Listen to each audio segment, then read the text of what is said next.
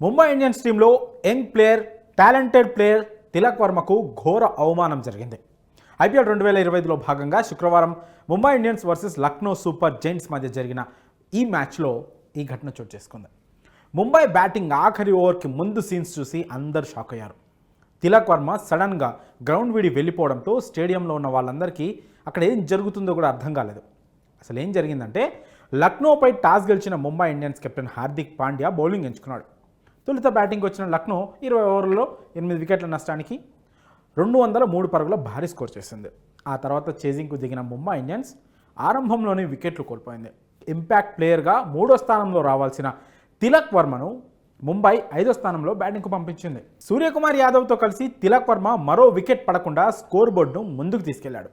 Sky భారీ షాట్లతో వేగంగా innings ఆడుతుంటే తిలక్ వర్మ సూర్యకి స్ట్రైకింగ్ ఇస్తూ నెమ్మదిగా ఆడాడు.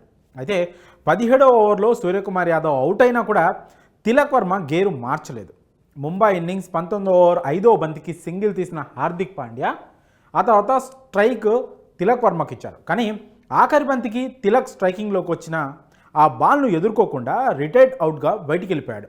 అంటే అవుట్ కాకుండానే క్రీజ్ వదిలిపెట్టి తర్వాత బ్యాటర్కు అవకాశం ఇవ్వడం అన్నమాట. ఇంకా కొట్టాల్సిన స్కోర్ చాలా ఉంది.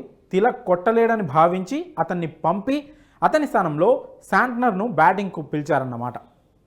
7 బంతుల్లో 24 పరుగులు చేయాల్సిన సమయంలో ఇంపాక్ట్ ప్లేయర్గా వచ్చిన తిలక్ వర్మను బయటికి పంపించడం ఏంటో ఎవ్వరికి అర్థం కాలేదు. ఈ మ్యాచ్లో 23 బంతులు ఆడిన తిలక్ వర్మ 2 ఫోర్లతో 25 పరుగులు చేశాడు. తిలక్ వర్మ ఉండుంటే ఆఖరి బంతికి బౌండరీ బాదేవాడో లేక సిక్సర్ కొట్టేవాడో చెప్పలేం అని టీమిండియా మాజీ క్రికెటర్ అంటున్నారు. తిలక్ స్థానంలో వచ్చిన శాంట్నర్ ఆఖరి బంతికి 2 పరుగులు మాత్రమే తీశాడు.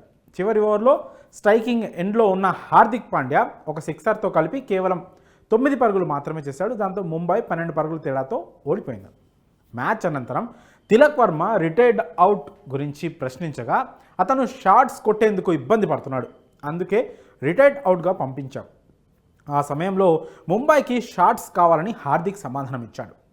అది టీం నిర్ణయంగా హార్దిక్ చెప్పినప్పటికీ ముందుగా ఆ ఆలోచన ఎవరికి వచ్చిందో వెల్లడించలేదు. అయితే ఒక యంగ్ ప్లేయర్ను ఇలా వెనక్కి పంపితే అతని కాన్ఫిడెన్స్ ఎంతలా దెబ్బతింటుందో అనే విషయం కనీసం ఆలోచించలేదని క్రికెట్ అభిమానులు మండిపడుతున్నారు. ఈ నిర్ణయం తర్వాత తిలక్ కూడా చాలా బాధలో, కోపంలో కనిపించాడు. వచ్చే సీజన్లో ముంబై ఇండియన్స్ ఫ్రాంచైజీని వీడి వేరే టీంకు మారే అవకాశం ఉందనే టాక్ కూడా వినిపిస్తోంది. చూడాలి మరి భవిష్యత్తులో ఏం జరుగుతుందో.